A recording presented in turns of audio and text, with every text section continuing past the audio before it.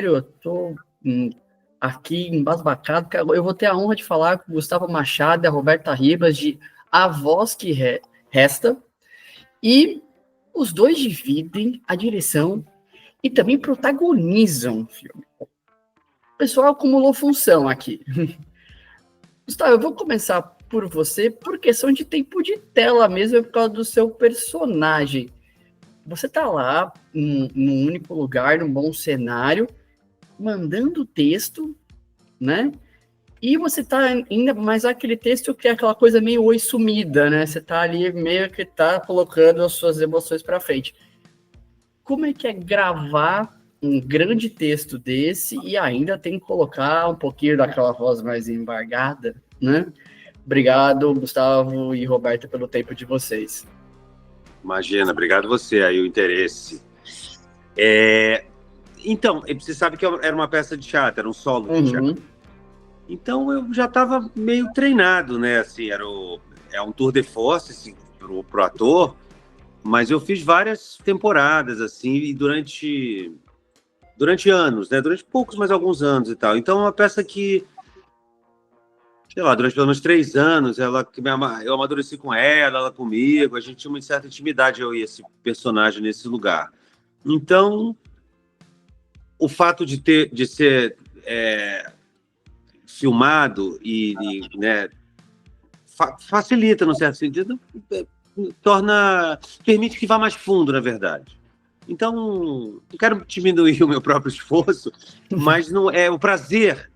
Estou falando, o prazer de um ator de fazer um texto tão maravilhoso, uma situação, um personagem tão sincero, tão profundo, tão errado, né? Tão assim assumidamente errado e maravilhosamente errado, que bota o coração na roda, o prazer é maior do que esse possível esforço, entendeu? E trazendo a Roberta... Não sei se eu te respondi, mas... Não, respondi, fica tranquilo. Trazendo a Roberta para a conversa, como é que é fazer toda essa divisão de tarefas que você tem que dirigir, tem ali protagonizar também, né? Como é que vocês fizeram toda essa divisão de vários cargos ao mesmo tempo? Então, por ser um filme que é de um cenário e um ator, né, também, né, que eu sempre falo 1 mais 2, né, nós dois, deu para a gente conseguiu ter esse ambiente super controlado para a gente fazer todas as tarefas no nosso tempo. Então, né, basicamente, inicialmente eu não ia atuar, a gente teve muitas conversas de preparação e da gente co-dirigir, sempre ficou mais dividido. O Gu já tinha um acting já formado da peça, né? Ele já tinha uma direção da peça, e aí eu entrei para trazer para o cinema, né? Então a parte mais técnica, vamos dizer, posicionamento de câmera, fotografia, luz, decupagem, essa parte ficou mais comigo, mesmo porque ele está quase o tempo inteiro em cena, né? E aí ele já tinha todo esse acting, que aí eu afinei, então, né? Mas aí um sempre entrando no outro, né? Entrando na área do outro, né? Para mim foi muito bom atuar com o Gu, porque, né, eu não sou atriz, então a gente inicialmente iria chamar uma atriz, mas a gente estava com essa equipe tão reduzida e tão dentro dessa história e filmando em poucas diárias que a gente achou que fosse melhor, como eu já estava muito envolvida, eu mesmo fazer.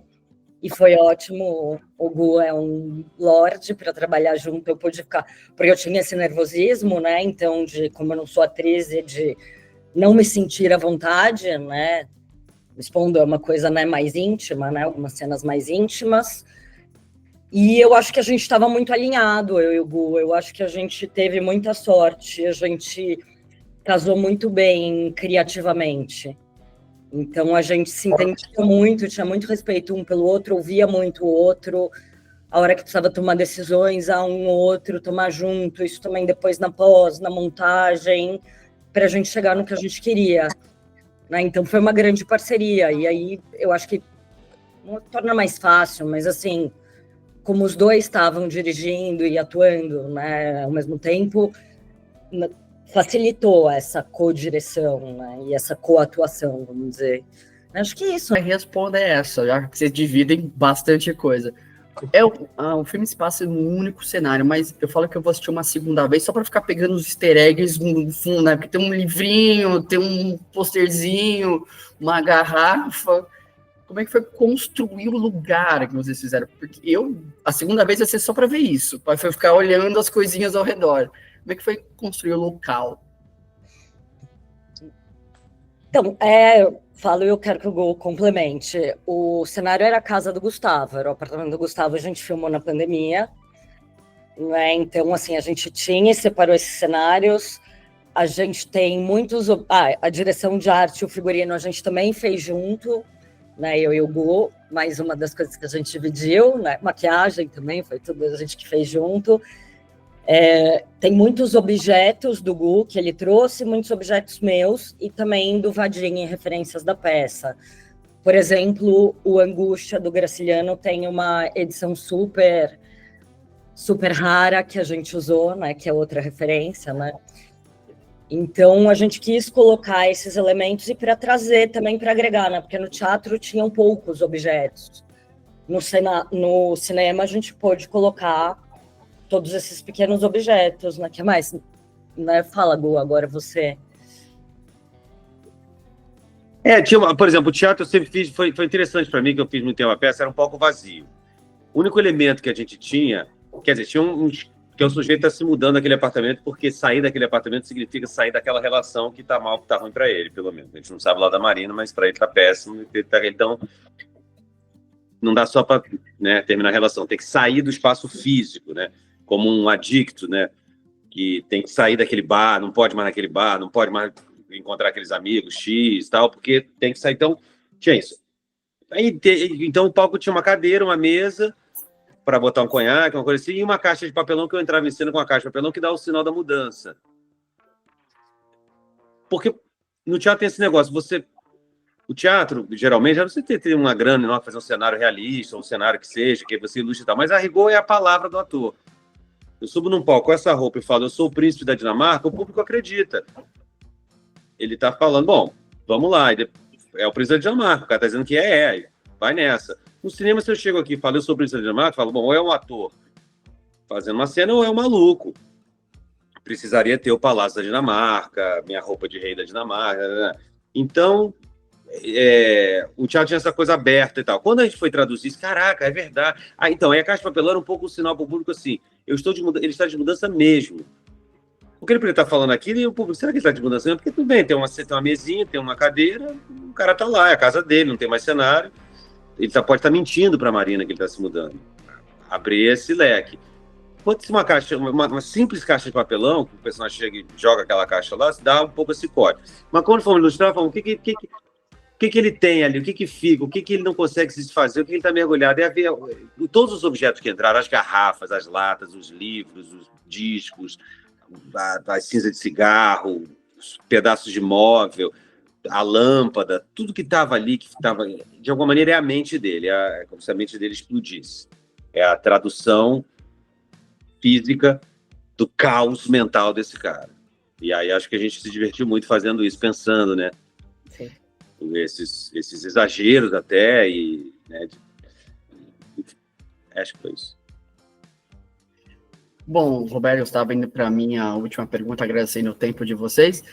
Fotografia, você percebe que o filme ele tem ali uma cor que predomina o filme todo, e claro, algumas mudanças que eu não vou contar aqui para você assistir o filme, né?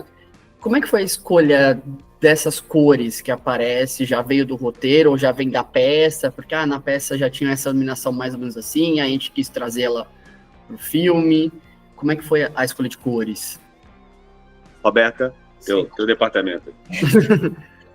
Então, essas cores já são uma estética e uma linguagem que eu desenvolvo desde os meus curtas da faculdade, Bruno. Então, sempre tem essas duas cores, mesmo porque eu acho que elas complementam todos os sentimentos e trazem as emoções em histórias de casal, né? Então, meus filmes são sempre sobre relacionamentos, né? Sobre casal, hora dá certo, hora não dá. Mas, enfim, então isso já vem, é uma estética lá atrás que eu vim desenvolvendo essa linguagem. Então, isso eu que trouxe, né? Até a gente montou a fotografia também juntos, lógico, os pontos de luz onde eu queria, lógico que aí o fotógrafo João Vitor, ótimo, foi lá e afinou, né?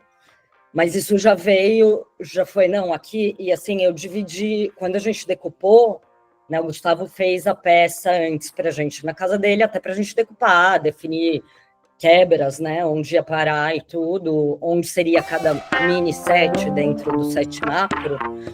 E, não, esse trecho tem que ser tal cor, esse trecho tem que ser outra tal cor.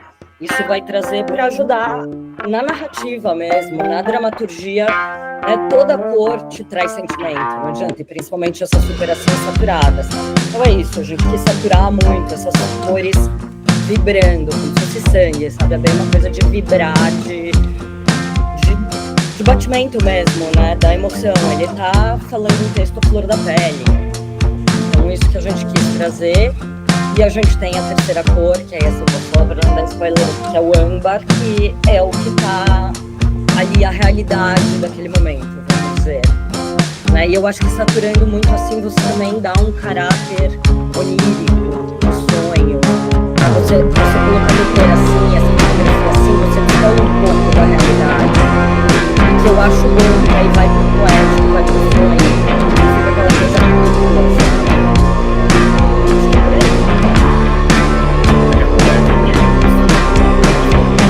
Podcast. Lembrando que a crítica do filme está aqui embaixo nos comentários, aí você vai saber a opinião completa do Não Parece Mais É Sério sobre o filme. Obrigado a vocês dois e parabéns pelo A Voz que Resta. Obrigado, Bruno. Obrigado o carinho aí, o interesse, cara. Valeu e a divulgação. Muito obrigado. Da você, Bruno.